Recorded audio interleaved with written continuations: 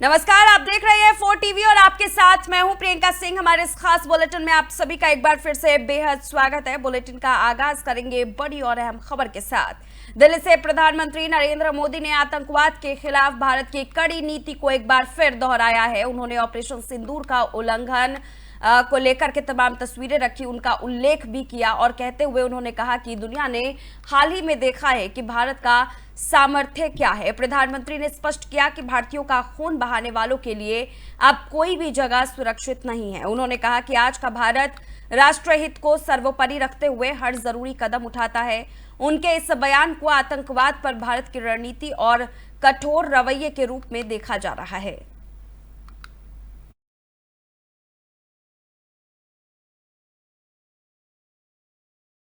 तो वही दिल्ली पहुंचे ऑपरेशन सिंधु के तहत तीसरी उड़ान में 268 भारतीय नागरिक सकुशल स्वदेश लौटे। ये उड़ान मिस्र के शर्म अल शेख से भारतीय वायुसेना के C-17 विमान के जरिए सुबह 11 बजे दिल्ली पहुंची। विदेश मंत्रालय और वायुसेना के समन्वय से ये ऑपरेशन तेजी से चलाया जा रहा है। अब तक इजरायल से कुल 594 भारतीय नागरिकों को सुरक्षित वापस लाया जा चुका है। सरकार का प्रयास है कि युद्ध प्रभावित क्षेत्रों से सभी भारतीयों को शीघ्र सुरक्षित निकाल लिया जाए। ऑपरेशन सिंधु को भारत की कूटनीतिक और मानवीय संवेदनशीलता का प्रतीक माना जा रहा है।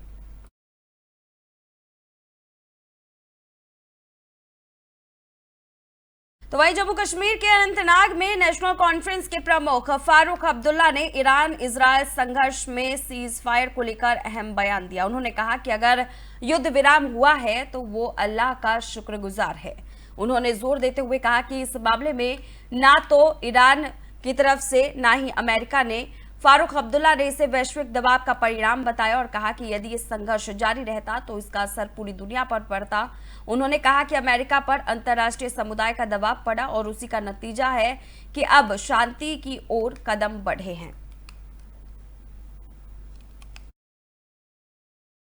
किसी ने घुटने नहीं थे, किसी ने घुटने नहीं, न ईरान ने नाम लिया, मगर एक इंसानियत के हिसाब से उन्होंने कहा कि इसको बंद करना जरूरी है, क्योंकि इससे उनकी इकोनॉमी को भी असर पड़ेगा, सारी दुनिया की इकोनॉमी को पड़ेगा। अगर ईरान इसमें चलता रहा तो हम लोग सब बड़ी मुसीबत से इस दुनिया में पड़ेगी। इस मुसीबत से ये जाना नहीं था। ये दुनिया का प्रेशर है, ये दुनिया का प्रेशर है अमेरिका पे कि ये बंद करो। किसी ने घुटने नहीं थे। तो जम्मू कश्मीर के मुख्यमंत्री उमर अब्दुल्ला ने इजरायल ईरान युद्ध विराम को लेकर प्रतिक्रिया दी है। उन्होंने कहा कि युद्ध विराम जितना जल्दी हो उतना ही बेहतर है, क्योंकि बीते 11 दिनों में भारी तबाही हुई है। उन्होंने बताया कि संघर्ष के दौरान जम्मू कश्मीर के छात्रों को वापस लाने की पूरी कोशिश शुरू हो चुकी है। बहुत सारी मुश्किलें आई, खासकर एयर स्पेस बंद होने के कारण उड़ानों को बार बार व्यवधान का सामना करना पड़ा। उमर अब्दुल्ला ने उम्मीद जताई है कि आज छात्रों का एक बड़ा जत्था स्वदेश लौट आएगा और उसके बाद निकासी की प्रक्रिया पूरी हो जाएगी। उन्होंने युद्ध विराम की स्थिरता बनाए रखने पर जोर देते हुए इसे वैश्विक शांति के लिए जरूरी बताया। अब जितनी जल्दी सीज फायर हो अच्छा है। 11 दिन हो गए, 11 दिन में बहुत तबाही हुई है। हम तो चाहेंगे कि ये सीज फायर जो है जल्द से जल्द लागू हो और बना रहे। हमारे लिए एक बहुत बड़ी परेशानी का मुद्दा ये रहा कि हमारे जो बच्चे वहां पढ़ रहे हैं उनको वापस लाना था। बीच बीच में जहाजों को जो है परेशानी का सामना करना पड़ा क्योंकि एयर स्पेस बंद हुआ। लेकिन आज हम उम्मीद कर रहे हैं कि एक अच्छा बड़ा टोला जो है हमारे स्टूडेंट्स का वापस आ जाएगा और शायद इसके बाद जो है हमारी इवैक्यूएशन प्रोसेस जो है वो कंप्लीट होगा। ईरान इजरायल युद्ध के बीच उत्तर प्रदेश के महोबा के एक ऐतिहासिक और भावनात्मक रिश्ता भी देखने को मिला। दरअसल ईरान के सर्वोच्च नेता अयातुल्लाह खामेनेई ने गुरु और इस्लामिक क्रांति के जनक रूहुल्लाह खुमैनी के पूर्वजों की जड़ें महोबा के चरखारी कस्बे से जुड़ी है। खुमैनी के चचा जात दादा सैयद अहमद हुसैन मुसवी 1830 में ईरान गए और वहीं बस गए थे। उनके वंशज आज भी चरखारी के मोहल्ला तुर्कियाना स्थित गोलाघाट में रहते हैं। परिवार के सदस्य सैयद अली फरहान काजमी बताते हैं कि खामेनेई आज भी खुमैनी की नसीहतों पर चलकर ईरान की हिफाजत कर रहे हैं। उन्होंने ईरान के वर्तमान संघर्ष को लेकर चिंता भी जताई और देश की मजबूती पर भरोसा भी जताया। हमारे परिवार के ईरान से ये रिश्ते हैं कि हमारी 7वीं पुश्त के दादा सन 1830 में, जिनका नाम अहमद हुसैन मूसवी था, हिंदी, जो अपने नाम के आगे हिंदी हिंदुस्तान की मोहब्बत की वजह से लगाते थे, वो यहाँ से ईरान चले गए थे ज़ियारत के लिए। फिर वो वहीं पे आबाद हो गए और उनके जो पोते हुए सैयद अली रूहुल्लाह खुमैनी साहब, जिन्होंने ईरान को आज़ाद करवाया था, जो वहाँ का तानाशाह राजा था, उससे ईरान को उन्होंने आज़ादी दिलवाई थी। और उनके शागिर्द हैंगे सैयद अली खामेनेई साहब, जो इस टाइम शिया धर्मगुरु हैं और इस्लाम के, वो ईरान के सुप्रीम लीडर हैं। हमारे परिवार के ईरान से ये रिश्ते हैं कि हमारी 7वीं पुश्त के दादा सन 1830।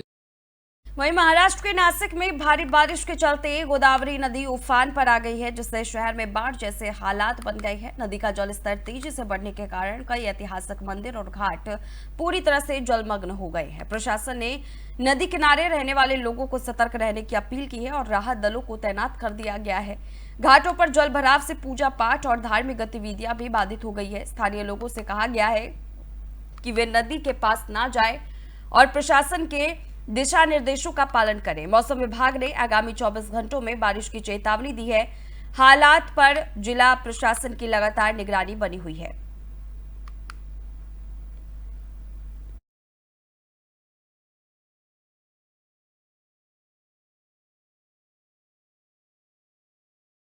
वहीं नांदेड़ की भाग्यनगर पुलिस ने चोरी के एक बड़े मामले का खुलासा करते हुए 3 आरोपियों को गिरफ्तार किया है, जबकि 4 नाबालिगों को भी हिरासत में लिया गया है। ये कार्रवाई पावड़ेवाड़ी इलाके में हुई चोरी की घटना के बाद की गई। पुलिस ने आरोपियों के पास से 2 दोपहिया वाहन, 8 चोरी के मोबाइल फोन, 1 खंजर और नकदी समेत कुल 3,17,000 रुपए की संपत्ति जब्त की है। अधिकारियों के मुताबिक आरोपियों से और भी खुलासे होने की संभावना है। पुलिस फिलहाल मामले की विस्तृत जांच में जुटी हुई है और अन्य संभावित संलिप्त लोगों की तलाश जारी है।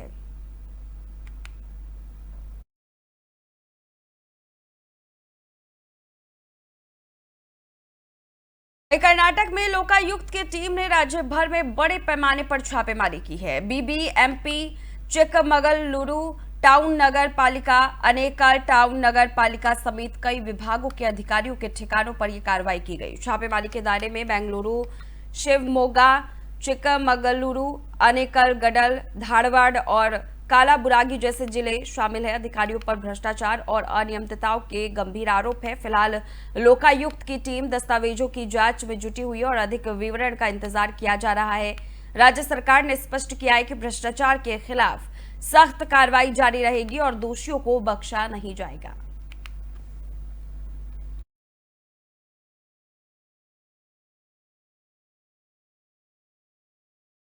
वहीं मुंबई के गोरेगांव इलाके में दिल दहला देने वाली घटना सामने आई है, जहां एक युवक ने अपनी पत्नी की गला घोंटकर हत्या कर दी। घटना 23 जून की सुबह भगत सिंह नगर में हुई। आरोपी वसीम रफीक शेख ने संदेह के चलते ये कदम उठाया। हत्या के बाद उसने अपनी सास को फोन कर कहा कि मैंने अपना काम कर दिया है। बांगुर नगर पुलिस ने घटना की सूचना मिलते ही त्वरित कार्रवाई करते हुए सिर्फ 2 घंटे में आरोपी को गिरफ्तार कर लिया। राम मंदिर रेलवे स्टेशन से ट्रेन पकड़ने की कोशिश कर रहे वसीम को पुलिस ने धर दबोचा। सहायक पुलिस आयुक्त हेमंत सावंत ने टीम की तत्परता की सराहना की है। पूछताछ और जांच जारी है।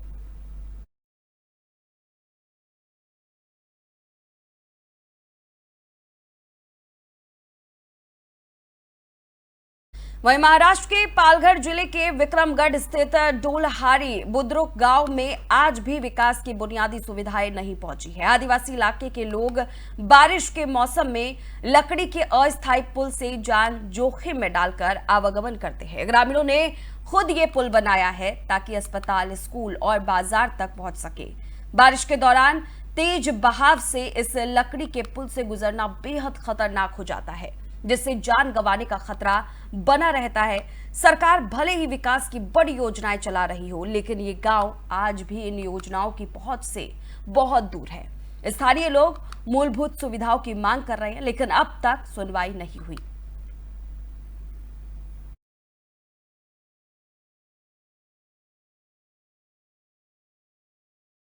चलिए रुक करेंगे अब झारखंड की ओर, जहां के हजारीबाग जिले के बड़का गांव थाना क्षेत्र के जोड़काठ इलाके में रविवार रात को अज्ञात हमलावरों ने सड़क निर्माण स्थल पर जमकर के उत्पात मचाया। हमलावरों ने पूजा कंस्ट्रक्शन के कैंप को निशाना बनाते हुए वहां खड़े कुल 7 वाहनों में आग लगा दी, जिनमें 2 जेसीबी मशीनें, 1 पानी का टैंकर और 1 जनरेटर शामिल है। इस हमले के पीछे अब तक कारण स्पष्ट नहीं हो पाया है, लेकिन मामले की जांच शुरू कर दी गई है। पुलिस और प्रशासन की टीमें मौके पर पहुंच चुकी है। घटना ने निर्माण कार्यों की सुरक्षा व्यवस्था पर कई सारे सवाल खड़े कर दिए हैं। स्थानीय लोगों में इस हमले को लेकर भय का माहौल है और स्थिति पर नजर रखी जा रही है।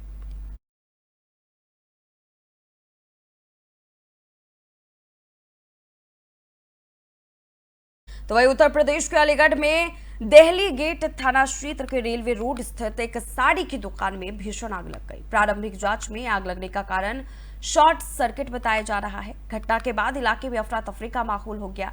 दमकल विभाग की 2 गाड़ियों ने मौके पर पहुंचकर काफी मशक्कत के बाद आग पर काबू पाया। हादसे में करीब 25 लाख रुपए से अधिक का नुकसान होने की बात सामने आ रही है। गनीमत रही कि हादसे में कोई जनहानि नहीं हुई। आग लगने की सूचना मिलते ही स्थानीय पुलिस भी मौके पर पहुंची और हालात का जायजा लिया। फिलहाल मामले की जांच जारी है।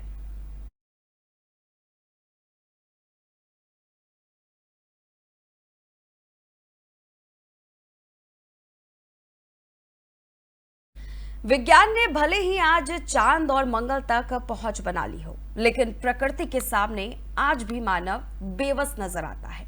मौसम को लेकर हम जितने भी अनुमान लगाए, एक पल में बदलती प्राकृतिक दशा हमें याद दिला देती है कि हमारे पास सब कुछ नहीं है।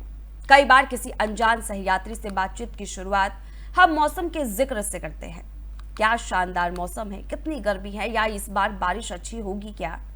ये सवाल हमारे जीवन के सबसे सामान्य लेकिन अहम हिस्से हैं। भारतीय मौसम विज्ञान विभाग आज बारिश और आकाशीय बिजली की चेतावनी पहले से दे देता है, लेकिन ग्रामीण भारत में आज भी लोग आसमान की दिशा, बादलों की चाल और हवाओं की गति देखकर अनुमान लगाते हैं।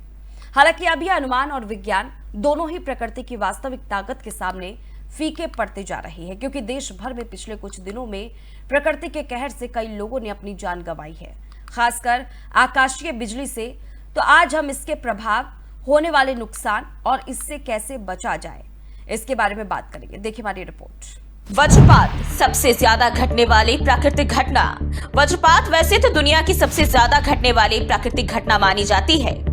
वर्ष दर वर्ष बढ़ रही इसकी तीव्रता, लेकिन साल दर साल इसकी तीव्रता जिस तरह बढ़ रही है वह गंभीर चिंता का कारण है। पर्यावरण असंतुलन के कारण हो रहा, इसे पर्यावरण असंतुलन से जोड़कर देखा जा रहा है। वैश्विक तापमान के कारण बढ़ रहा वज्रपात। वैज्ञानिकों का कहना है कि वैश्विक ताप का खतरा अगर इसी प्रकार बढ़ता रहा, बिजली गिरने की घटनाएं 50% बढ़ेगी। तो आज के मुकाबले इस सदी के अंत तक बिजली गिरने की घटनाएं 50% तक बढ़ जाएंगी। उत्तर प्रदेश में वज्रपात से एक दिन में 12 मौत, बिहार के 5 जिलों में 15 से अधिक मौत, महाराष्ट्र में आकाशीय बिजली से 8 मौत, 10 घायल, गुजरात में वज्रपात से अब तक 17 की मौत, उत्तराखंड में वज्रपात से अब तक कई मौतें हुई।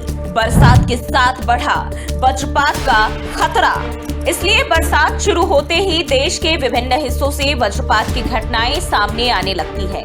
कई पेड़ जल गए। इस साल इससे लोगों की मौत के मामले लगातार सामने आ रहे हैं। एक ही दिन में उत्तर प्रदेश के विभिन्न स्थानों पर वज्रपात से 12 लोगों की मौत हो गई।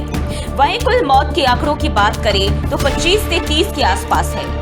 हम अगर बिहार की बात करें तो पिछले 5 जिलों में बिजली की चपेट में आने से 15 से अधिक मौत हुई है।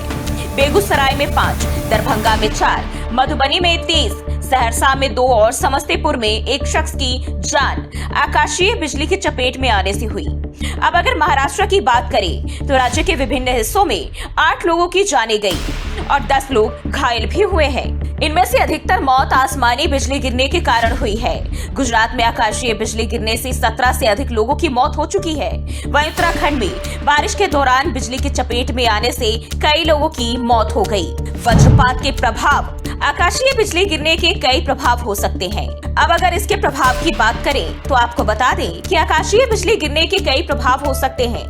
शारीरिक चोटें, जिनमें शारीरिक चोटें, मानसिक समस्याएं, संपत्ति को नुकसान शामिल है।